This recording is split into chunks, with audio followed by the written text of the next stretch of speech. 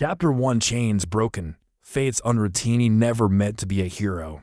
Honestly, I never even meant to get involved. But there I was, crouched in the dark behind a warehouse.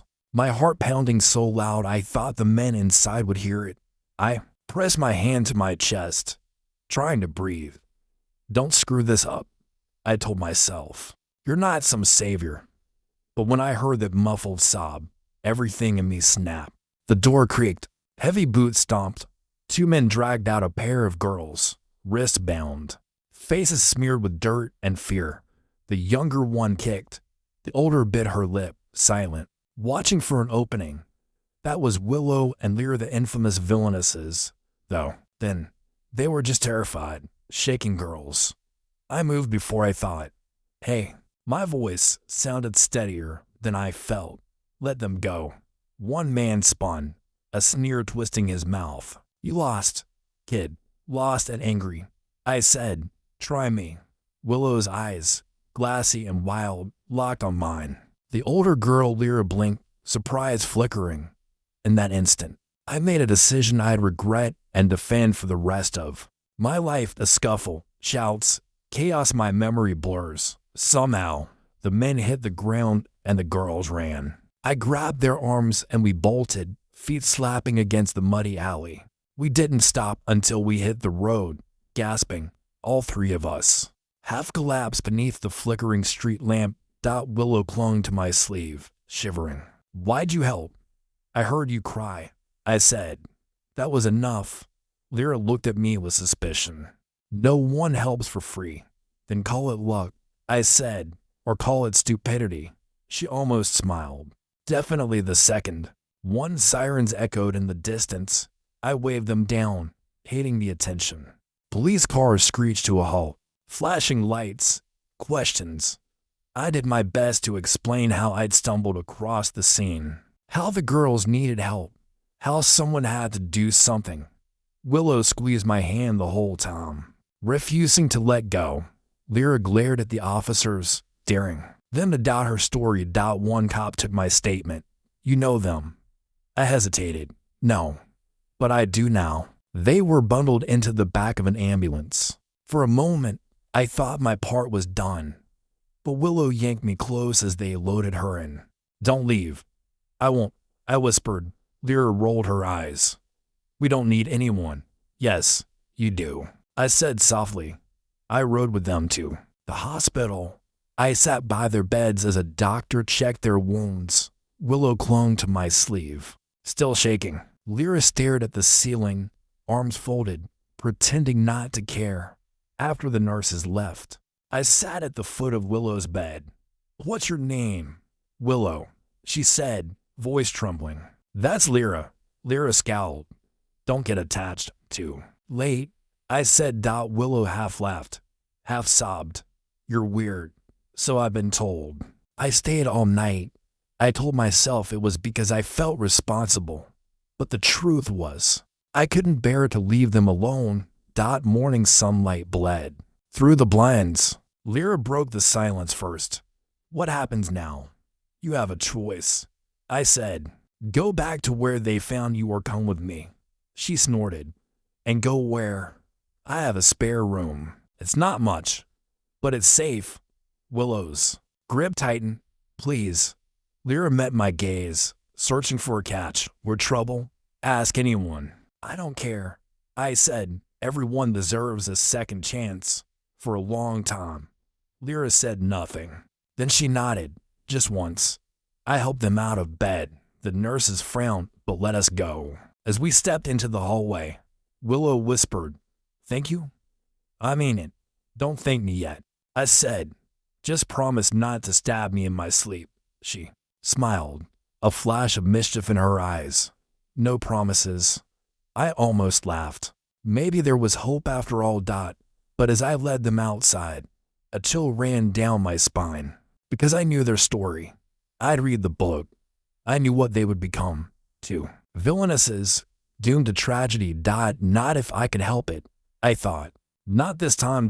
Chapter to villains in my career. Didn't sleep the first night. Not really. Every creak in the hallway, every car passing outside, made me tense. But Willow curled up on the couch, already snoring softly, while Lyra sat stiff-backed. At the kitchen table, arms folded like a fortress. "You want tea?" I asked, fumbling through my cupboards. "I only have mint and whatever this is." "Doesn't matter," Lyra muttered. "We're not staying." "You could," I said, setting the kettle on. "Nobody's chasing you here." She gave me a look like I was stupid. "That's what you think." I shrugged, trying to smile. "I've been wrong before." She watched me, eyes narrowed. "Why are you really helping us?" I hesitated. "Because someone has to." Lyra didn't answer, but she didn't leave either. That was good enough for now that morning arrived. Gray and drizzly. I found Willow digging through my fridge, humming tunelessly. "You're up early." I said. "I was hungry," she said, pulling out bread and jelly. "You always have food, usually. Depends how fast you eat," she grinned. "I can eat a lot." Lyra rolled her eyes as she joined us. "Don't get comfortable." I made toast, poured tea, tried to act normal. We sat at my rickety table, sunlight trying to warm the peeling linoleum. "Do you two have anyone you trust?" I asked. Lyra shook her head. "Just us. People talk." Willow mumbled. "They say we're cursed." I tried not to react. I knew the book's version. The villainous sisters, feared and hated for crimes half whispered, half imagined. "Are you cursed?" I asked quietly. Lyra's mouth twisted. "Not yet." I decided to set rules, anything to keep their story from going wrong. "Listen, if you stay, there are rules. No sneaking out, no secrets, no fighting in my house." Willow grinned. "No promises on the last one." I smiled, but inside I was scared. Their personalities were just as the story described. Willow, soft on the outside, dangerous underneath. Lyra, cold, calculating, and way too sharp for her own good. A knock at the door made me jump. I opened it a crack. Mrs. Bennett from next door peeked in. "You've got visitors." "Family," I lied. She craned her neck. "You never said you had sisters." "Long story." I said. "We're fine." Her eyes narrowed. "Don't let trouble find you, dear." I nodded, closing the door. Willow giggled. "You're a bad liar," she said. "Comes with practice," I replied. Later, I found Lyra cleaning the living room, muttering under her breath. "You don't have to do that," I said. She didn't look up. "I need something to do.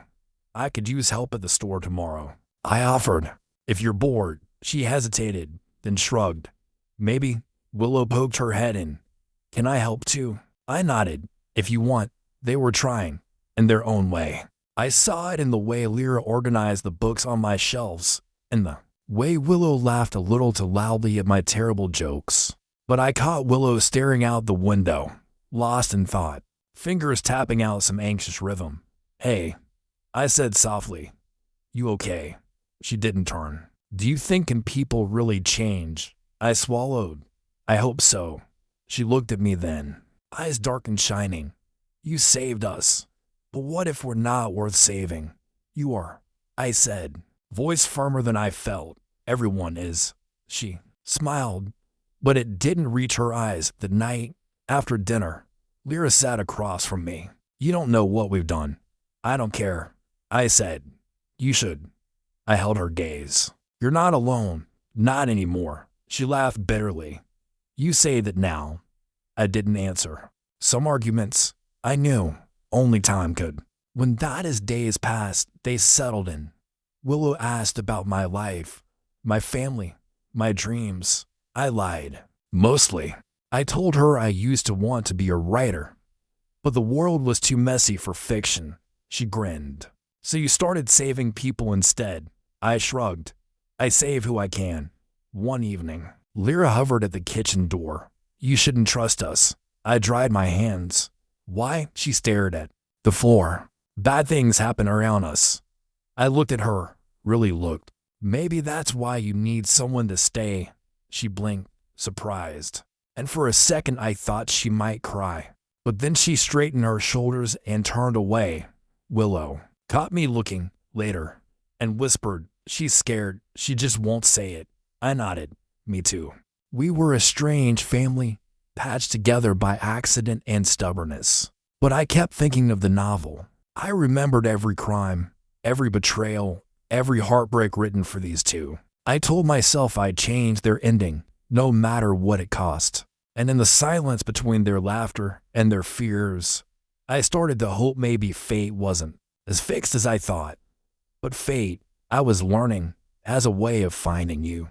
Chapter 3, the male lead Arivesi had almost convinced myself I could keep fate out for a week. Things almost felt normal. Willow started humming again. Lyra made sarcastic jokes. I stocked the pantry with snacks they actually liked. For a second, I let myself believe we could outrun the script. Then Makoto showed up. He walked into my world like he owned the air itself. Tall, handsome, all effortless charm, the kind of person you feel before you even see him. The bell above the shop door chimed, and every hair on my neck stood up. Willow saw him first. She froze, a jam jar dangling from her hand. Lyra glanced over her shoulder, and her eyes sharpened. Worried, Makoto smiled at me. Hey, you're the one who runs this place, right? I nodded, trying to keep my face blank. That's me. He extended a hand. Makoto Sato. Just moved in down the street. Thought I'd say hi. Lyra watched him like he was a puzzle. Willow was just staring, eyes wide, cheeks pink. I forced a smile, shook his hand. Call me Kai. I almost said the name from my old life. The one from before the book. Makoto grinned, warm and open. And these are, I tensed, my family. Willow. Lyra. Willow ducked her head. Hi. Lyra just gave a short nod. Welcome. Makoto's gaze lingered on them a moment longer than necessary. I saw the curiosity, no, the gravity. In the novel, he pulled everyone in. Fate's favorite, he picked up a can from the shelf. You get a lot of business, enough to get by. I said, maybe. I'll stop in again. He said, neighborhood's quiet, good to know friendly faces. Willow bit her lip, glancing at Lyra. Lyra wouldn't meet her gaze. Makoto looked around the store, then back at me.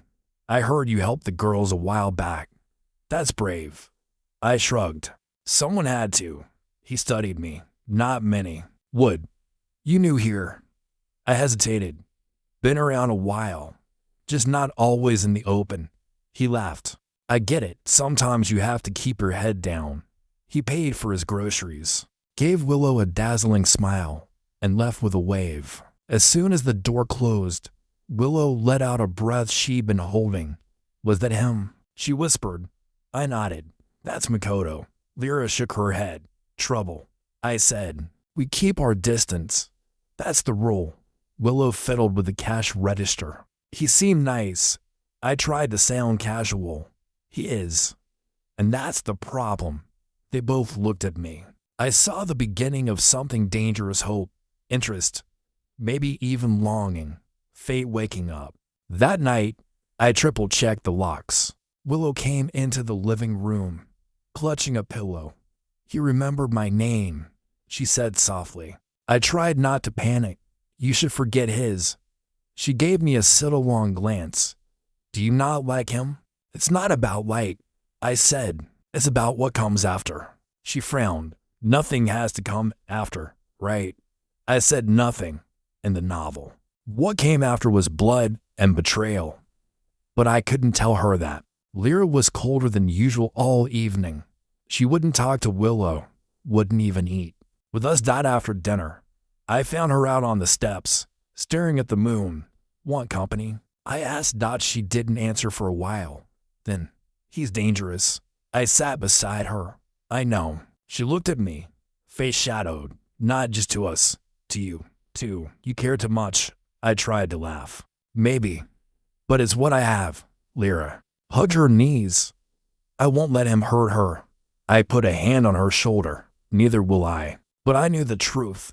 In the book, even love couldn't save them. Only choices. The next day, Makoto came back. He chatted with Willow, making her blush and giggle. Lyra glared from a distance, her jaw set. I started inventing excuses. sorry. We're closing early today.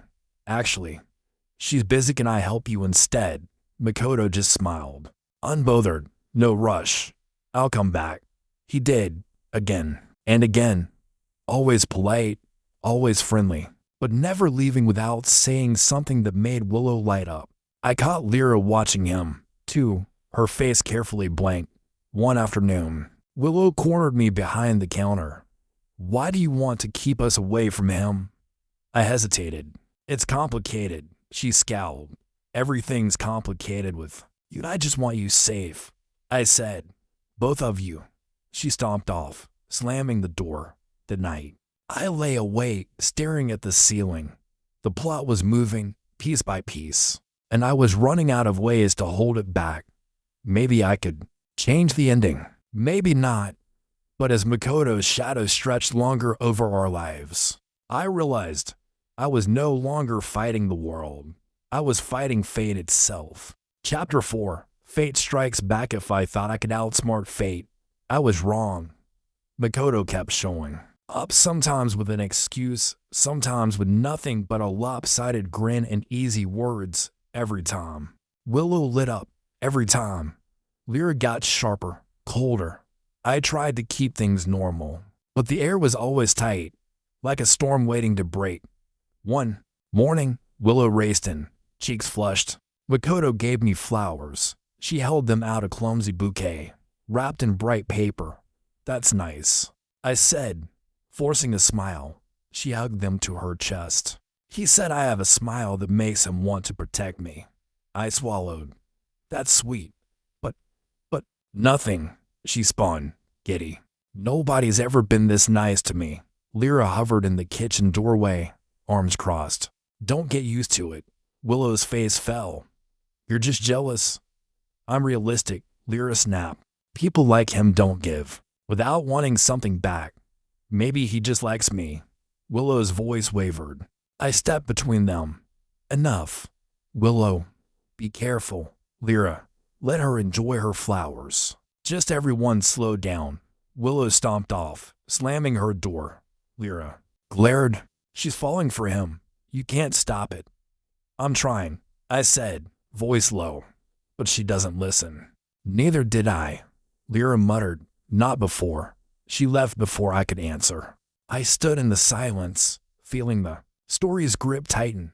Later, I caught Makoto outside the shop, leaning against the wall, looking up at the sky like he owned it. You're persistent, I said. He smiled. I like the neighborhood, or the company. I kept my tone light, but my insides twisted. He shrugged. Willow's special. She's been through a lot. I tensed.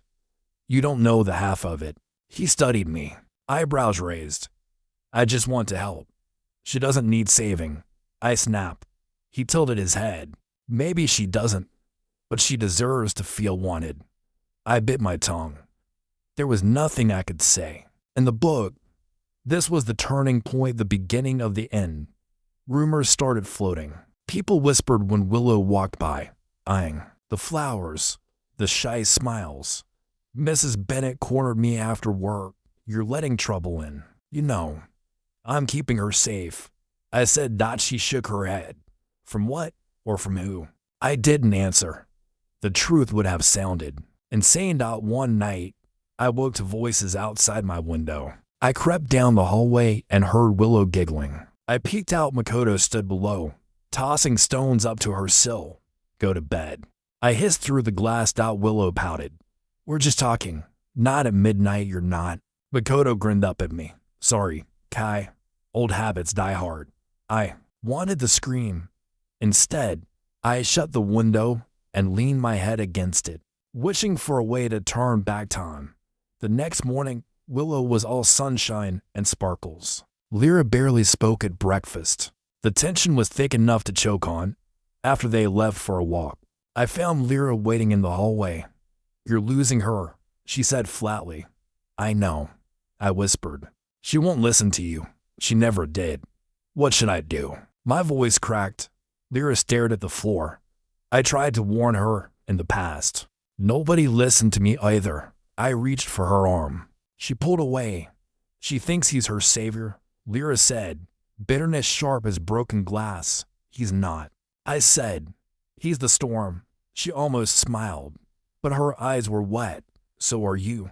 Before I could answer, Willow burst in. Kitty Makoto invited us all to dinner. I tried to protest.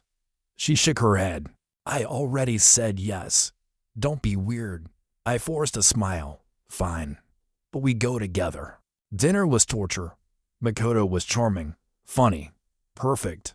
Willow sparkled, telling stories I'd never heard. Lyra sat stone-faced, stabbing her food. I tried to keep conversation safe, but Makoto always found a way back to Willow. As we walked home, Lyra lagged behind. I dropped back beside her. She's not safe. Lyra said softly, I know. She won't see it until it's too late. What about you? I asked. She looked away. I can take care of myself. I wanted to believe her. I wanted to believe I could save both of them. But as Willow and Makoto disappeared into the night, laughing, I realized I was no longer the author of this story. Fate was writing the next chapter and I wasn't sure I'd like the ending. Chapter 5. Betrayal and breakdown. He thought things couldn't get worse, but I was wrong. Willow barely spoke to me now when she did. It was just to ask about Makoto. Lyra avoided the apartment, staying out late, coming home with fresh bruises. I pretended not to see. One night, I heard voices from Willow's room. I pressed my ear to the door. I don't get it, Willow whispered. Why doesn't Kai want me to be happy? Makoto's voice was soft, careful. Maybe he's just worried. Maybe he doesn't trust me. Do you think he hates me? She asked. Of course not. But maybe he's scared you'll leave him behind. She sighed. Maybe I will. I staggered away from the door, heart pounding. That wasn't in the script. Willow was supposed to love Makoto, yes, but not like this, not with that bitterness in her voice. Lyra found me at the kitchen sink, hands shaking. You heard. I nodded. She watched me, then said, she thinks you're holding her back. I couldn't look at her.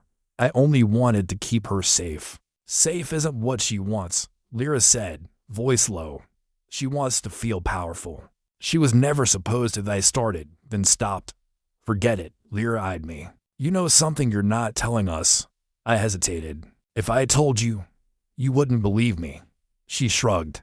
Try me. So I did. I told her about the novel, about the fate that waited, about the way the story punished girls like them. Lyra listened, silent and stone-faced. When I finished, she said nothing. Say something. I pleaded. You're crazy, she said flatly. But I wish you weren't. I almost laughed. I wish I wasn't, too. The next day, Makoto came to the shop alone. He waited until the customers left, then leaned across the counter. Why are you so against me being with Willow? He asked. I stared him down. You're not good for her. He frowned. You don't even know me. I know your type. He smiled, a little sad. Maybe you're right, but you're not her parent. You can't control her forever. But back a dozen angry words. Just leave us alone. He shook his head. She won't let me. She wants something you can't give her. I gripped the edge of the counter. If you hurt her, he cut me off. Eyes suddenly cold. I'm not your enemy, but you keep pushing. You'll lose both of them. He left before I could answer. I stood in the empty shop, shaking. The script was slipping out of my hands. That evening, Lyra came home bloody, her knuckles raw. What happened? I demanded. She brushed past me. Don't ask. Lyra, she spun, eyes wild. You said we'd be safe. You said you'd protect us. But you lied, didn't you? You're just as helpless as the rest. I stared at her, stunned. She stormed into her room, slamming the door. Willow followed minutes later. Face closed off. Stop fighting. You're making it worse. I tried to reach her, but she brushed me aside. I'm not a child. I never said you were. She turned, eyes sharp, then stopped treating me like one. She disappeared into her room, and for the first time since I'd met them, I felt truly alone. The days blurred. Lyra grew more distant. Willow spent every moment she could with Makoto. I watched it happen and couldn't stop it. Even the neighbors started whispering. "You're losing control," Mrs. Bennett said, shaking her head. I didn't answer. Late one night, Willow crept in, her face pale. "He wants to meet me alone." I tensed. "Where?" She hesitated. "The old bridge." "No," I said instantly. "It's not safe." Her mouth twisted. "You're not my father, Kai. I can make my own choices." I reached for her hand, but she pulled away. "I'm not yours to save." She left, the door slamming behind her. I sat in the dark, head in my hands, wondering where I went wrong. Lyra found me an hour later, slumping onto the couch. "I told you she'd leave," she muttered. I looked up, defeated. I tried everything. I thought if I just changed enough, did enough, maybe fate doesn't care, Lyra said softly. I laughed, bitter. Then why did I even try? Lyra was silent for a long time. Then she said, "Maybe because you're the only one who would." She squeezed my shoulder, then stood and left. For a moment, I just sat there, letting the loneliness close in. Then I stood, grabbed my coat, and ran out into the night, chasing after Willow and the only hope I had left. Chapter 6: The Tipping Point. He ran. The city felt colder than I remembered, every street lamp flickering, every shadow growing teeth. I could still hear Willow's voice, "I'm not yours to save," echoing in my head. I pushed past a couple arguing, ignored the worried looks from shopkeepers locking up for the night.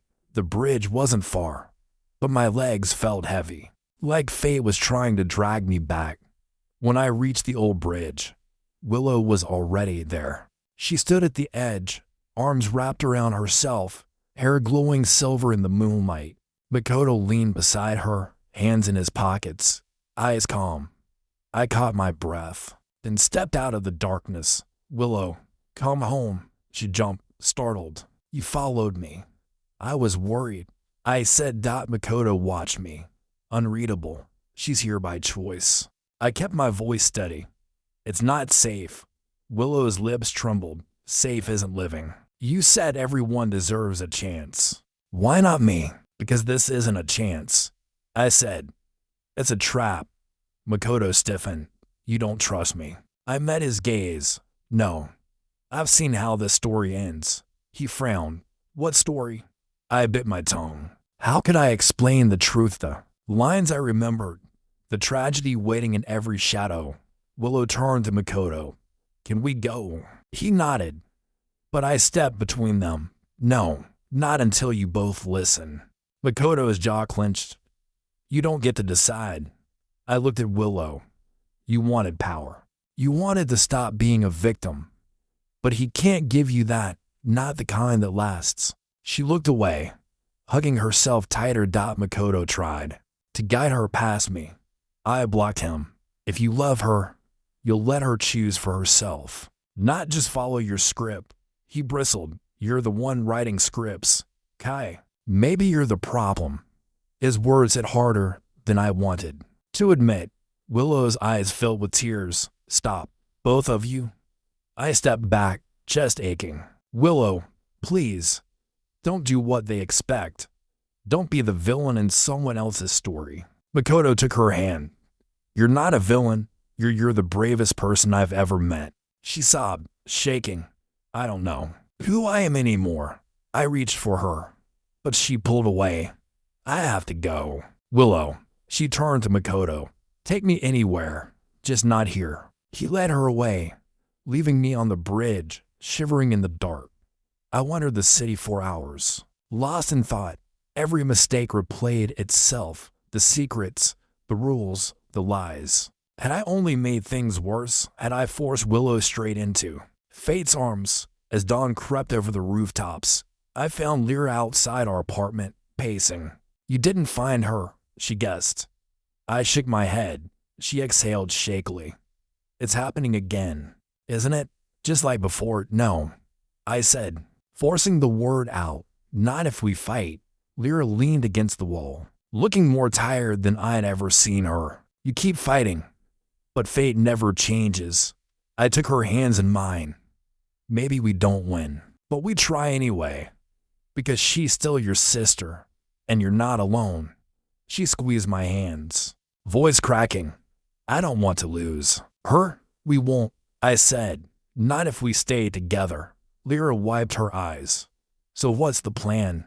We find Willow, I said, and we don't let the story decide who she has to be. She nodded.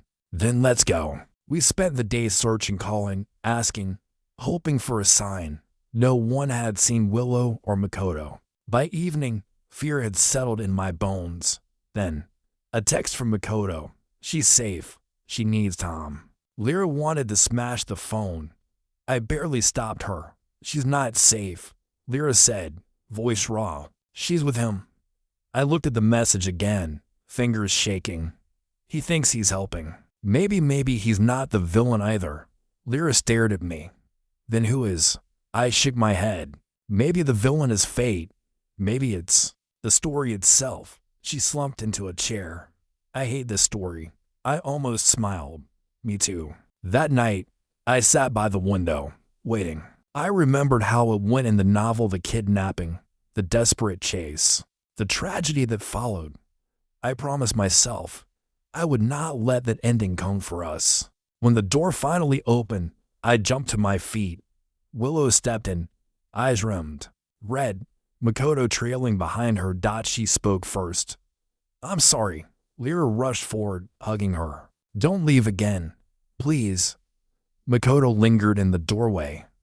I met his eyes. All the anger drained from me. Thank you for bringing her back. He nodded. She made her own choice. I looked at Willow. So what now? She wiped her face. Now we try again. Together, if you'll let me. I smiled. Tears threatening. Always in that fragile truce, I realized maybe fate could bend, after all. Chapter 7. Karma unleashed. For the first time in weeks, the apartment felt like home again. Willow and Lyra cooked breakfast together, arguing about how much sugar to put in the tea. Makoto sat at the table, quiet, hands folded, eyes flicking. Between the sisters and me, I tried to pretend it was normal, but under every laugh, every clatter of dishes, tension simmered. We'd survived the night, but fate wasn't done testing us. Makoto finally broke the silence. I think I should go. Willow looked stricken. Why? He looked at her, then at me. I bring trouble. Maybe it's better if I disappear. Lyra shook her head. That's not how it works. Trouble always finds us anyway. I sat down. My mug. Makoto. It's not just about you. We all made choices. But running won't fix anything.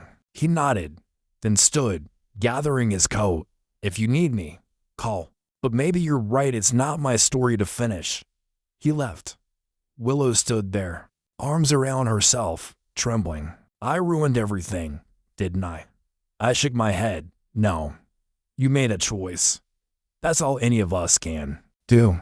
Tears streamed down her face. Lyra pulled her close. We're still here, Willow. That's what matters. Days passed. The neighborhood gossiped, but nobody came banging at our door.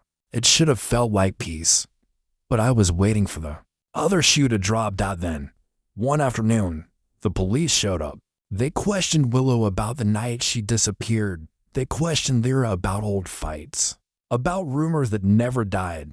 I sat by their side, refusing to let them be alone. My answers were simple, careful, always turning the spotlight back to the men who had hurt them, not the girls themselves. When the officers left, Lyra slumped onto the couch, face in her hands. It never ends, no matter what we do. Willow wiped her cheeks. Maybe that's what we get. Maybe karma doesn't care. I knelt beside them.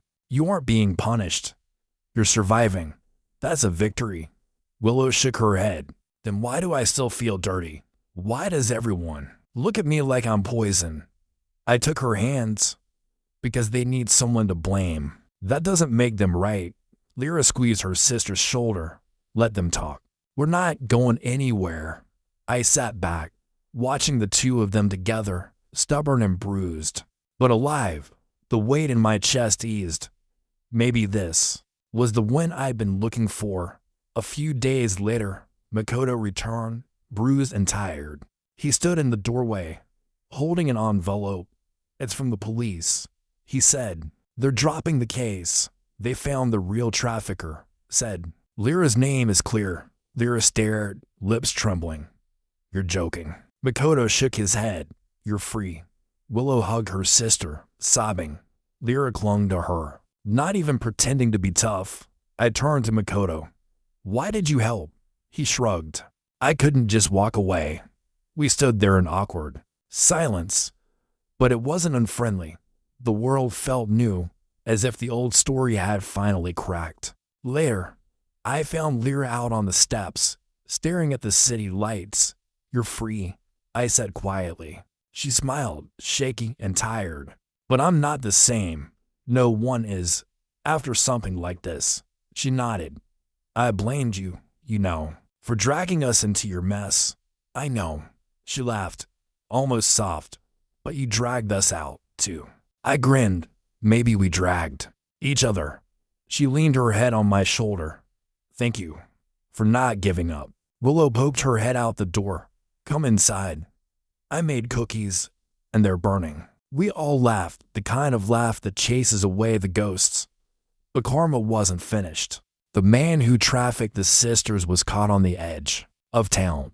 Word spread fast. The police credited Lyra's testimony, Willow's courage. Suddenly, the neighborhood saw us differently, not villains, but survivors. Some people apologized. Most just kept their distance. That was enough. One night, Makoto and I sat on the roof, staring up at the stars. "You think it's really over?" he asked. I thought about everything, the running, the fear, the heartbreak. "Maybe the story's not over, but the worst part is." He nodded. "You're stronger than I thought." I smiled. "So are you." We didn't say anything else. We didn't need to die in the end. The past couldn't hurt us anymore. Willow started school. Lyra found a job at a bakery. Makoto drifted in and out of our lives. Always welcome, but never the center. Me. I learned that survival wasn't about rewriting fate. It was about holding on, even when the story wanted you gone. We paid our price. Karma had come and gone. Now it was our turn to live. Chapter 8, my own ending. For the first time in months, I could finally breathe. The apartment was quieter now, but it wasn't the old kind of silence, the haunted, heavy kind. It was a gentle hush, full of the clink of mugs and Willow's laughter drifting from the other room. Lyra's off-key humming as she baked. I moved through the days half in disbelief that we'd made it.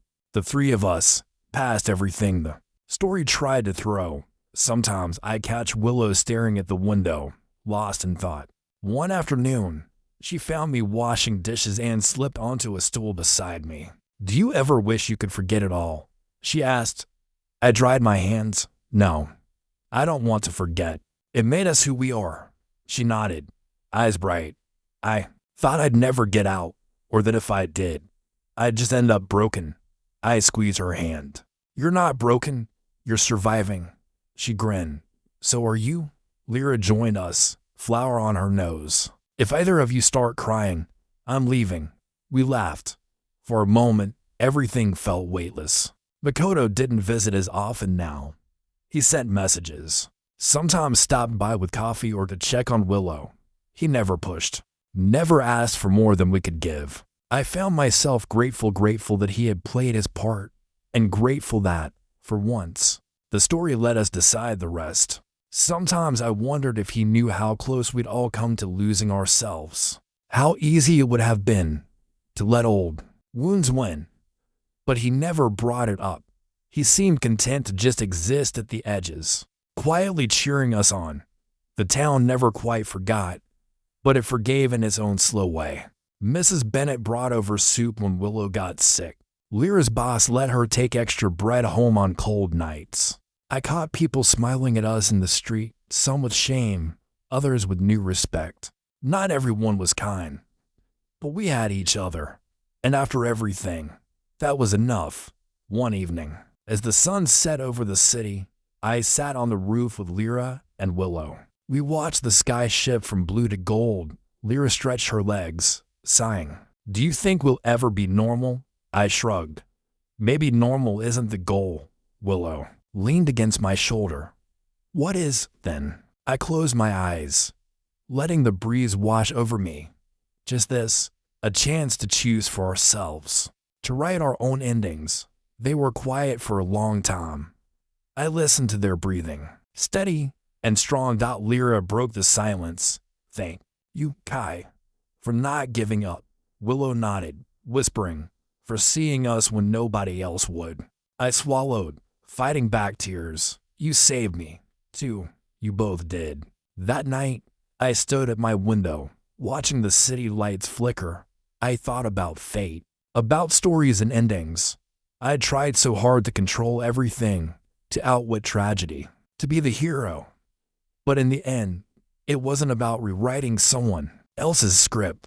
It was about surviving the hard chapters and holding on to the people who made the story worth telling.